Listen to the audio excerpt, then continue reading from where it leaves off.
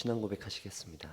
전능하사 천지를 만드신 하나님 아버지를 내가 믿사오며 그 외아들 우리 주 예수 그리스도를 믿사오니 이는 성령으로 잉태하사 동정녀 마리아에게 나시고 본디오 빌라도에게 고난을 받으사 십자가에 못 박혀 죽으시고 장사한 지 사흘 만에 죽은 자 가운데서 다시 살아나시며 하늘에 오르사 전능하신 하나님 우편에 앉아 계시다가 저리로서 산자와 죽은 자를 심판하러 오시리라.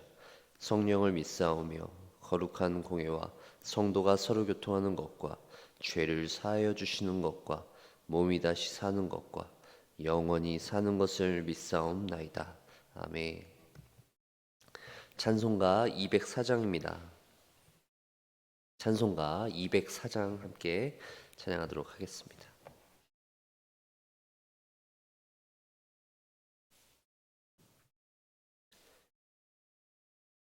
주의 말씀 듣고서 준행하는 자는 반석 위에 터닫고 집을 지음 같아.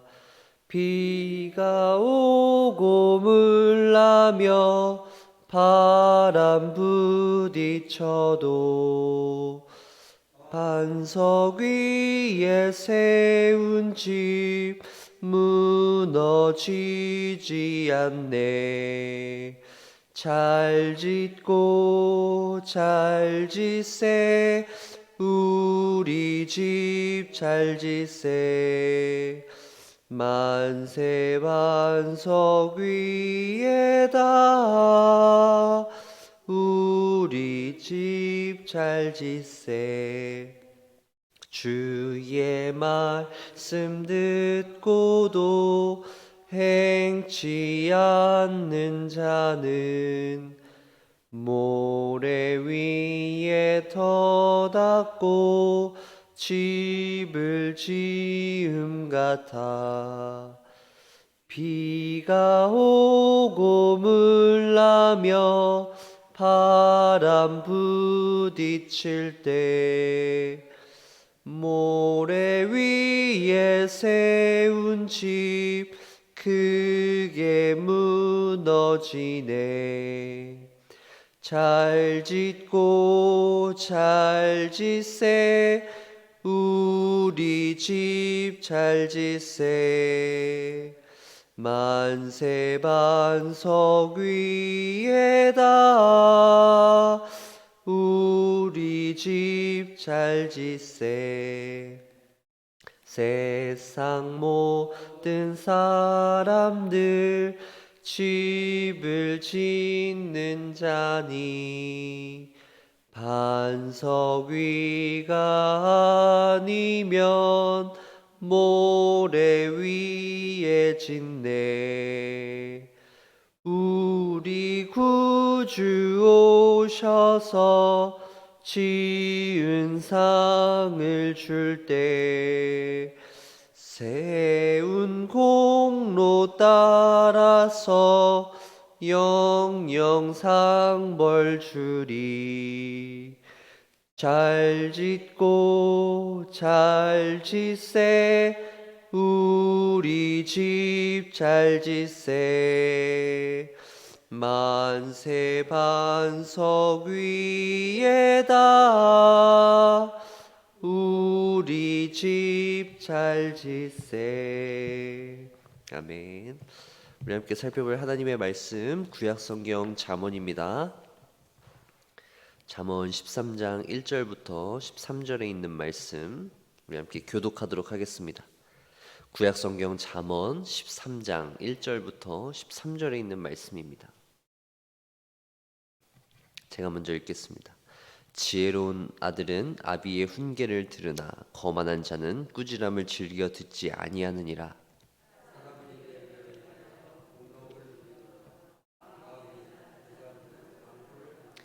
입을 지키는 자는 자기의 생명을 보존하나 입술을 크게 벌리는 자에게는 멸망이 오느니라.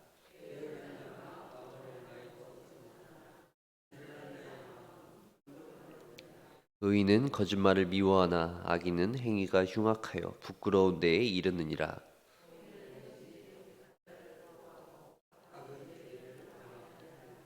스스로 부한 채하여도 아무것도 없는 자가 있고 스스로 가난한 채하여도 재물이 많은 자가 있느니라.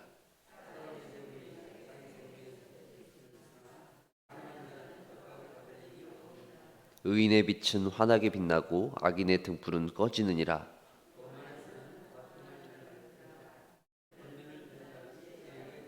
망령되이 얻은 재물은 줄어가고 손으로 모은 것은 늘어가느니라.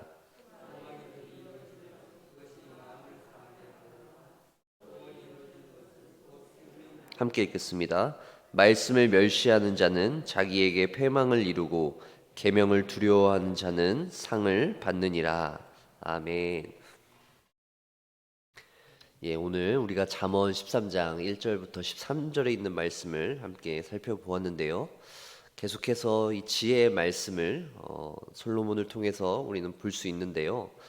먼저 오늘 본문에서는 우리의 언어 생활과 그리고 재물에 대한 가르침에 대한 내용이 나와 있는 것을 볼 수 있습니다. 사람들에게 있어서 언어 생활 그리고 재물을 어떻게 다루는지의 모습을 보게 되면 그 사람의 인격과 성품 그리고 그의 신앙을 어느 정도 우리는 알 수 있습니다.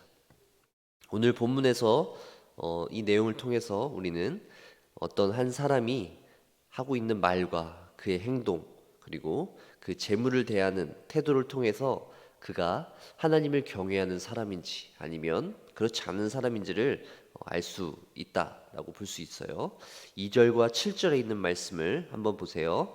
사람은 입의 열매로 인하여 복록을 누리거니와 마음이 괴사한 자는 강포를 당하느니라. 7절은요. 스스로 부한 채하여도 아무것도 없는 자가 있고 스스로 가난한 채하여도 재물이 많은 자가 있느니라. 입의 열매 그리고 부한 채하는 것과 가난한 채하는 것, 이 행동들을 통해서 그 사람의 됨됨이를 드러낸다는 거죠. 그 입으로 쏟아내는 말은 그 사람의 마음의 상태를 드러내는 것이고 재물의 많고 적음과는 상관없이 자기가 소유한 그 재물을 통해서 그 사람은 자신의 신앙과 인격을 드러내게 된다라는 것입니다. 11절에 있는 말씀을 보시면 망령되이 얻은 재물은 줄어가고 손으로 모은 것은 늘어가느니라. 재물을 취득하는 방법에 있어서 망령되이 얻은 재물은 줄어간다. 그리고 손으로 모은 것은 늘어간다 라고 이야기하고 있어요. 망령되이 얻는다는 것은 그릇되고 부정한 방법으로 재물을 모으면 줄어가고 손으로 모은 것은 정상적인 노력과 수고를 통해서 얻은 재물은 늘어간다라고 잠언은 기록하고 있는데요. 이 구절을 읽으면 어떤 생각이 드시나요? 정말 그렇다라고 인정하실 수 있겠습니까? 오히려 정상적으로 우리가 수고하고 노력해도 재물이 늘어나기는커녕 더욱더 줄어드는 모습을 보게 되고요. 오히려 그릇되고 부정한 방법으로 재물을 모으는 사람들이 더 많이 모으는 것을 우리는 보게 되지 않나요? 우리가 살고 있는 세상과는 전혀 다른 그런 말을 잠언이 지금 하고 있는 것 아닙니까? 지혜의 말씀이 우리의 현실과는 조금 동떨어진 것 같은 그렇게 말씀으로 들리지 않으신가요? 오늘 이 하나님의 말씀을 들을 때 우리가 좀 더 깊이 생각해 보길 바랍니다. 과연 하나님께서 말씀해 주시는 이 성경에 나타나 있는 이 지혜의 말씀, 이것이 과연 오늘 우리가 살고 있는 이 세상의 현실과 과연 얼마나 잘 맞아떨어지는지를 생각해 보길 원합니다. 1절과 10절에 있는 말씀을 한 번 더 볼게요. 지혜로운 아들은 아비의 훈계를 들으나 거만한 자는 꾸지람을 즐겨 듣지 아니하느니라. 10절에 있는 말씀이요. 교만에서는 다툼만 일어날 뿐이라 권면을 듣는 자는 지혜가 있느니라. 잠언 말씀에서 계속해서 나타나고 있습니다. 이 지혜의 말씀을 듣는 자세에 관한 것이죠. 지혜로운 아들은 아비의 훈계를 아주 잘 듣습니다. 하지만 거만한 자는 꾸지람을 즐겨 듣지 않아요. 그리고 교만한 사람은 자신의 교만을 통해서 다툼만을 자꾸 이끌어내죠. 하지만 권면을 듣는 사람에게는 지혜가 있다라고 이야기합니다.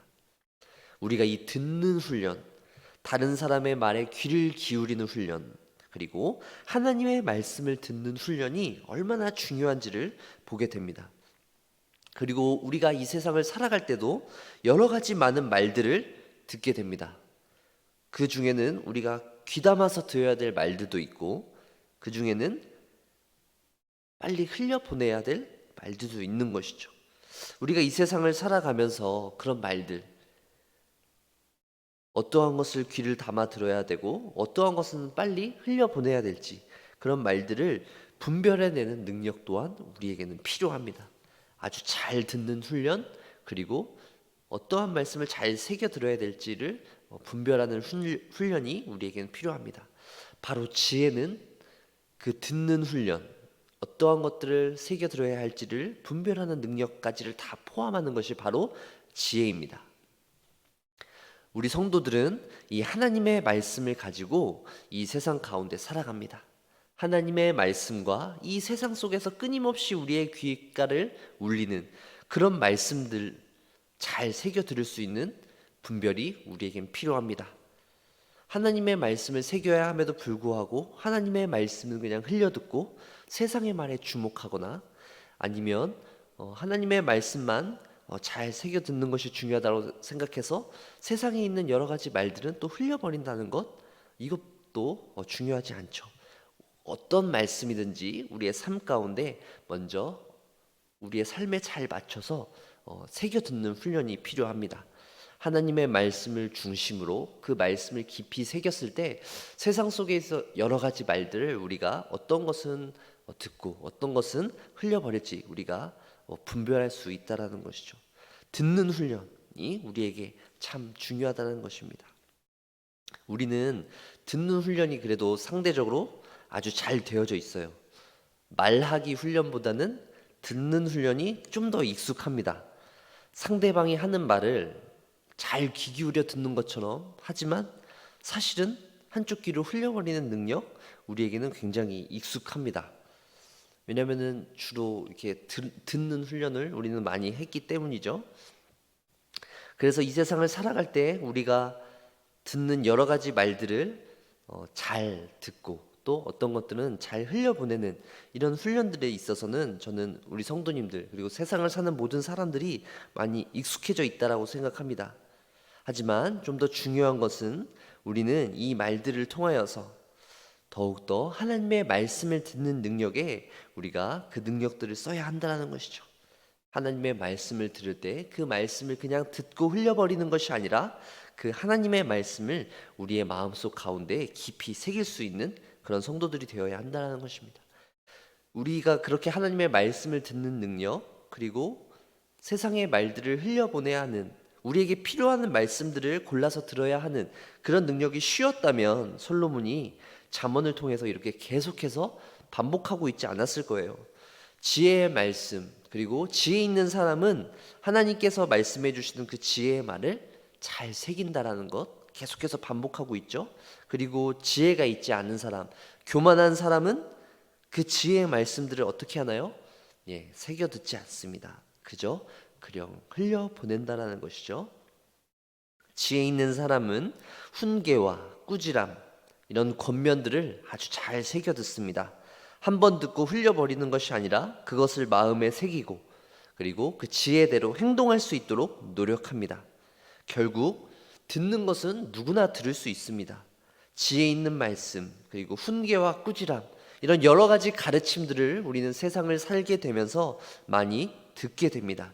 하지만 듣는 것에서 그치는 것이 아니라 그것이 우리의 삶 가운데 행동으로 나타날 수 있도록 우리의 그 삶의 훈련이 되어 있어야 한다는 것이죠.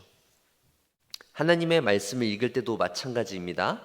우리 12절과 13절에 있는 말씀 함께 읽도록 하겠습니다. 12절과 13절입니다. 소망이 더디 이루어지면 그것이 마음을 상하게 하거니와 소원이 이루어지는 것은 곧 생명나무니라. 말씀을 멸시하는 자는 자기에게 패망을 이루고 계명을 두려워하는 자는 상을 받느니라. 아멘. 우리가 가지고 있는 소망과 소원이 쉽게 이루어지지 않으면 우리는 마음이 상하게 됩니다. 그리고 마음의 소망과 소원이 이루어지게 되면 우리는 그로 인해서 기뻐하고 생명나무를 얻은 것처럼 우리는 마음 가운데 생명의 활기와 기운을 얻게 됩니다. 소명이 이루어지는 것, 소망이 이루어지는 것 자체, 우리가 가지고 있는 소원이 이루어지고 있는 것 자체가 우리에게는 바로 생명나무 그 자체라는 것입니다. 우리는 우리가 가진 소망과 소원을 통해서 결국은 하나님을 바라보고 하나님을 기대해야 한다라는 것입니다. 우리 가운데 있는 생명의 활기가 넘쳐날 수 있는 것은 우리의 소망과 소원이 이루어지는 것을 통해서 바로 하나님의 생명이 우리에게 전해진다라는 것이죠. 하나님께서는 우리에게 말씀하고 계십니다. 우리가 기도하며 우리의 기도에 응답해 주시기를 하나님께 간절히 원하고 하나님께 기도할 때 하나님께서 그 모든 응답들을 이루어 주실 것이라고 하나님께서는 분명히 말씀해 주고 계십니다. 단지 중요한 것은 그 응답의 때와 시기는 우리가 결정할 수 없다라는 것이죠. 하나님께서 반드시 우리의 기도 제목에 응답해 주십니다. 아멘이시죠? 예. 하지만 그것이 우리의 때와 우리의 어떤 마음대로 이루어지지 않는다라는 것입니다. 하나님께서 그 모든 기도의 제목과 우리의 모든 소원을 이루어 주시지만 그 모든 것들은 하나님의 마음이시거죠. 하나님께서 주권을 가지고 행하신다라는 것입니다. 결국 우리는 하나님의 말씀을 잘 듣고 하나님의 뜻에 순종한다라는 것이 무엇인가요? 나의 주도권을 내려놓는 것입니다. 하나님께 나의 뜻을 맞추기보다는 우리가 하나님의 뜻에 맞추어가는 것, 그것이 바로 참된 지혜라는 것입니다. 우리가 기도를 하는 이유가 무엇인가요? 기도를 열심히 하면 하나님께서 응답해 주시겠지. 당연한 것이죠. 우리가 기도하면 하나님께서 당연히 우리의 기도에 응답해 주십니다. 하지만 기도를 통해서 우리는 좀 더 중요한 것은 내 마음의 소원대로 내 마음대로 하고자 하는 그 내 마음의 욕심들보다는 우리가 하나님을 더욱더 바라보기를 원한다 라는 것을 기도를 통해서 우리가 노력하는 것이죠. 자꾸 기도를 통해서 내 욕심을 내려놓는 훈련을 하는 것입니다. 왜 우리가 그렇게 기도를 하나요? 우리의 비록 현실을 살아가면서 우리의 현실은 너무 고달픕니다. 하나님께서 우리의 기도에 응답하실 것, 하나님께서 내 마음의 소원을 들어주실 것 너무나 잘 알고 있지만 우리의 현실을 살아가다 보면은 자꾸 우리의 기도와는 우리의 마음의 소원과는 멀어지는 것 같은 그런 삶을 살게 되기 때문이죠. 그러면서 우리는 기도합니다.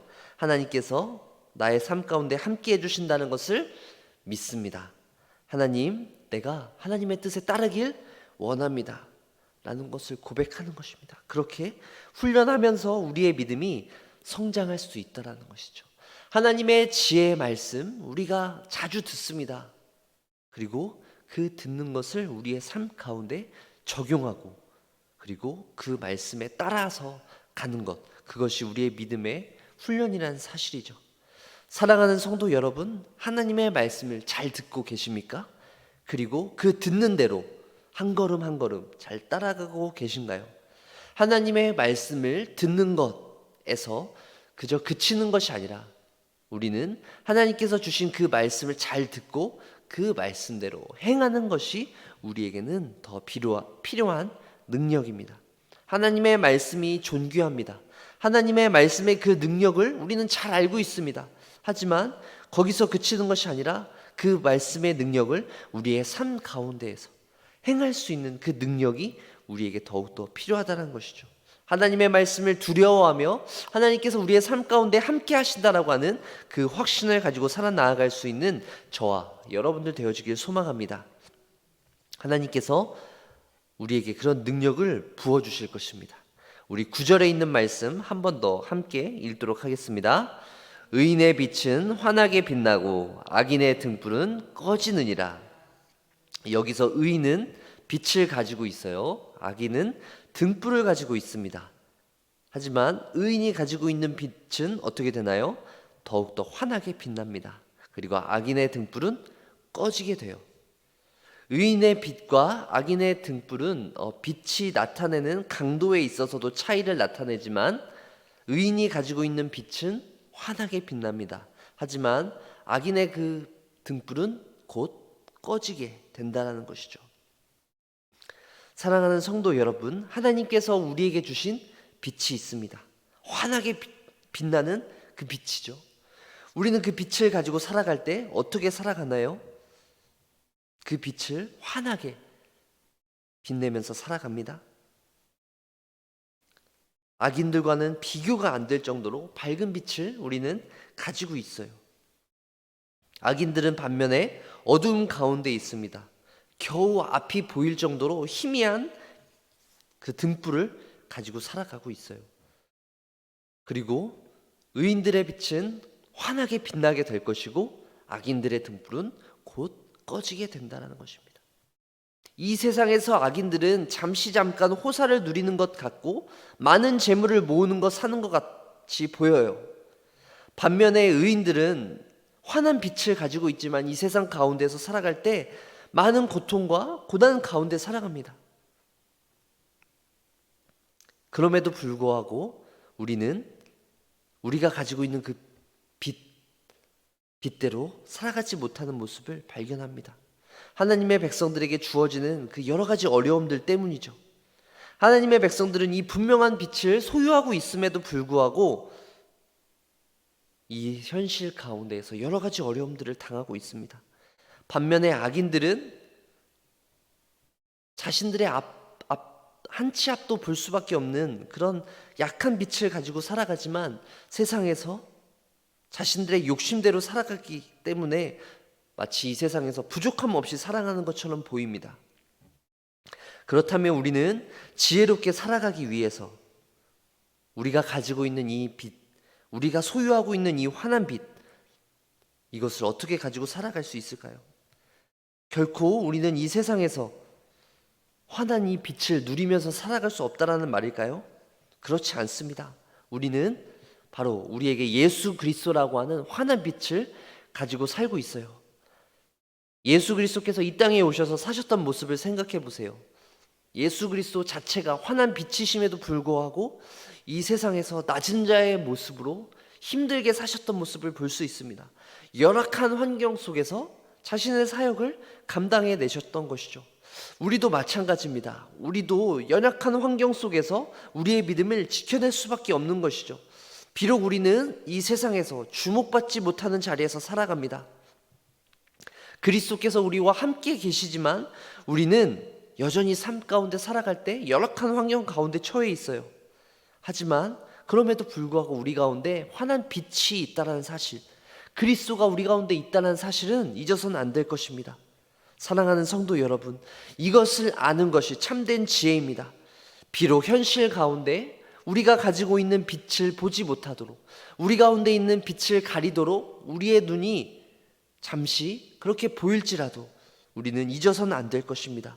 하나님께서 우리 가운데 분명한 빛으로 함께하고 계시다는 사실을요, 하나님께서 우리에게 그 환한 빛을 비춰주고 계시다는 사실을 우리는 오늘 분명히 깨달아야 한다는 것이죠. 이 세상에서 보이는 대로, 이 세상에서 들리는 대로 우리가 판단하며 살아나가는 것이 아닙니다. 우리는 지혜의 말씀을 듣고 그 지혜의 말씀을 쫓아서 살아가다 보면 우리는 우리 가운데 있는 그 환한 빛, 그리스도께서 우리에게 비춰주시는 그 빛을 바라보며 살아갈 수 있다는 것입니다. 사랑하는 성도 여러분, 이 세상 속에서 있는 그 거짓된 모습들, 거기에 현혹되지 않고 우리는 하나님께서 비춰주시는 그 참된 빛을 통하여서 이 세상의 참된 모습을 바라보며 살아가길 소망합니다.